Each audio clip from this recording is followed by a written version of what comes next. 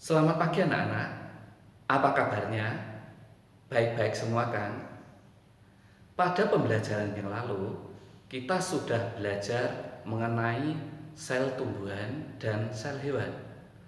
Untuk pembelajaran kali ini, kita akan belajar mengenai jaringan tumbuhan dan jaringan hewan. Nah, apa saja yang kita pelajari pada jaringan tumbuhan dan jaringan hewan ini? Untuk itu, perhatikan penjelasan berikut. Tujuan pembelajaran pada materi jaringan hewan dan tumbuhan adalah yang pertama, menjelaskan jaringan pada hewan. Yang kedua, menjelaskan jaringan pada tumbuhan.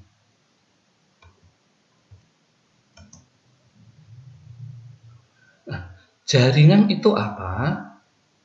Jaringan adalah sekumpulan sel yang mempunyai bentuk dan fungsi yang sama. Jadi jaringan merupakan sekumpulan sel yang mempunyai bentuk dan fungsi yang sama. Baik, sekarang kita bahas dulu jaringan pada hewan. Jaringan pada hewan terdiri dari yang pertama, jaringan embrional. Jaringan embrional adalah jaringan yang sel-selnya selalu membelah.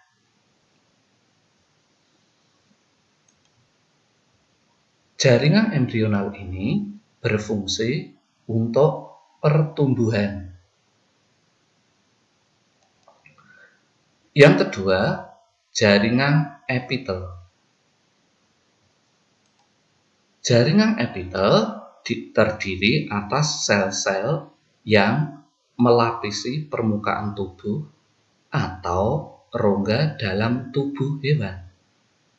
Jadi jaringan epitel bisa berada pada permukaan tubuh atau rongga dalam tubuh. Contoh jaringan epitel pada permukaan tubuh yaitu jaringan epitel kulit. Jaringan epitel kulit berfungsi untuk melindungi jaringan di bawahnya. Contoh untuk jaringan epitel pada rongga dalam tubuh, misalnya jaringan epitel pada saluran pencernaan. Ini berfungsi untuk mengeluarkan getah pencernaan dan menyerap sari-sari makanan. Yang ketiga, jaringan penunjang atau disebut juga jaringan penyokong.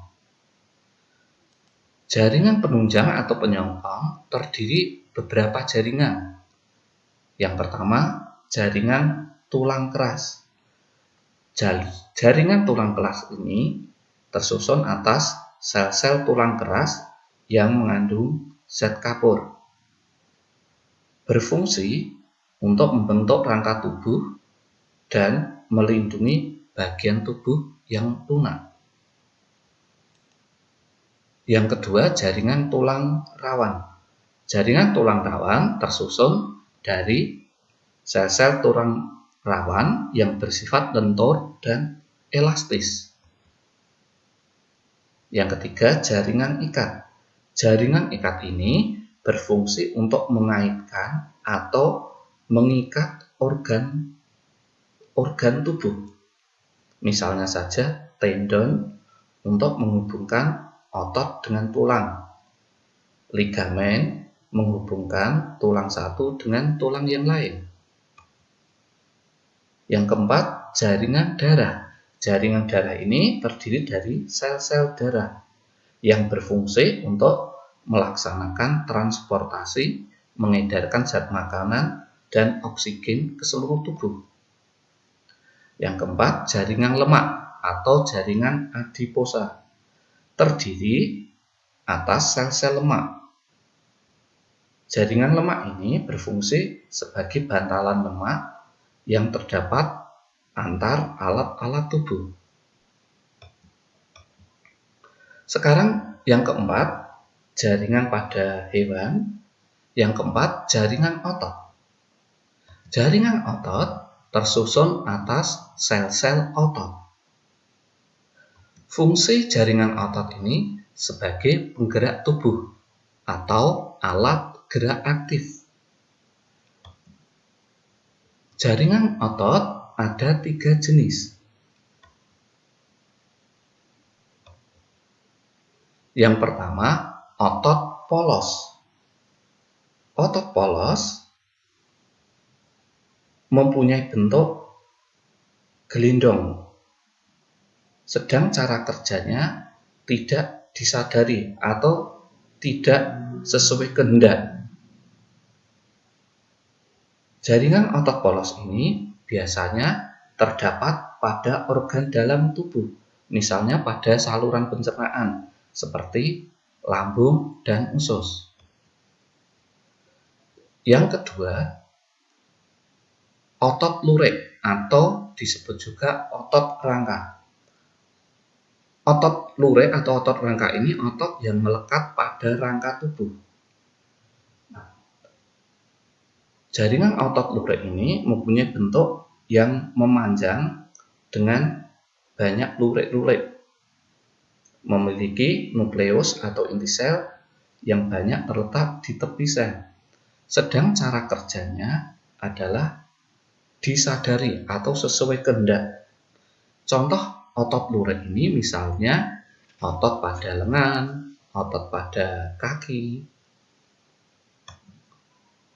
Yang ketiga, otot jantung.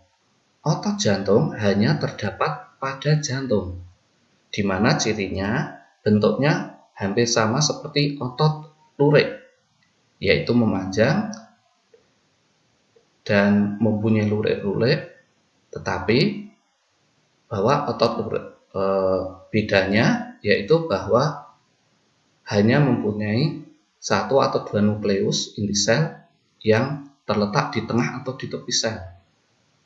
Otot jantung ini cara kerjanya seperti otot polos, tidak sadar atau tidak sesuai dengan kehendak.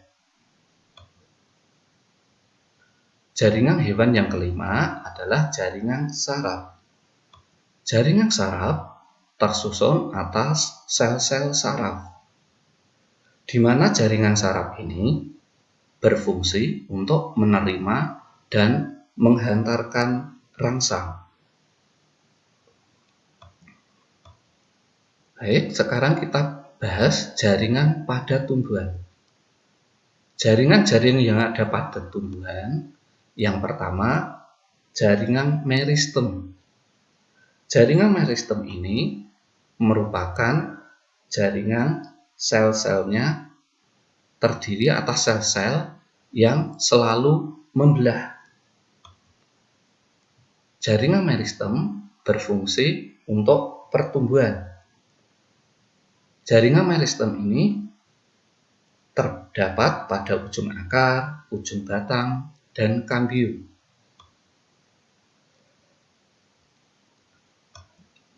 Yang kedua, jaringan epidermis. Jaringan epidermis terdiri atas selapis sel hidup yang berbentuk pipih, tersusun rapat, dan terletak di permukaan tubuh tumbuhan. Fungsi dari jaringan epidermis ini adalah untuk melindungi jaringan di bawahnya. Yang ketiga, jaringan parenkim atau disebut juga jaringan dasar. Jaringan parenkim ini tersusun atas sel-sel hidup yang berdinding tipis yang terletak di seluruh bagian tumbuhan. Khusus pada daun, jaringan parenkim ada 2. Yang pertama, parenkim palisade atau parenkim tiang. Pada parenkim palisade ini terdapat banyak klorofil sehingga berfungsi untuk fotosintesis. Yang kedua, parenkim spons atau parenkim bunga karang, di mana pada parenkim spons ini terdapat sedikit klorofil.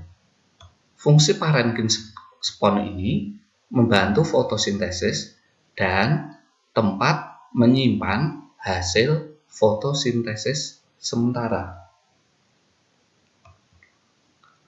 Yang keempat, jaringan pada tumbuhan adalah jaringan penguat atau disebut juga jaringan penyokong. Jaringan penguat atau jaringan penyokong ada dua. Yang pertama, jaringan kolenkin. Jaringan kolenkin merupakan jaringan yang dinding selnya mengalami penebalan dari selulosa dan hanya terdapat pada bagian-bagian tertentu, sehingga penebalannya tidak merata. Pada umumnya jaringan kolenkin ini terdapat pada tangkai daun. Yang kedua, jaringan sklerenkim. Jaringan sklerenkim merupakan jaringan yang dinding selnya mengalami penebalan dari lignin dan secara merata. Umumnya jaringan sklerenkim ini terdapat pada batang dan tulang daun. Baik, kemudian jaringan pada tumbuhan yang kelima adalah jaringan pengangkut. Jaringan pengangkut ada dua, yaitu yang pertama xilem. Xilem berfungsi untuk mengangkut air dan garam-garam mineral dari akar ke daun. Yang kedua, floem.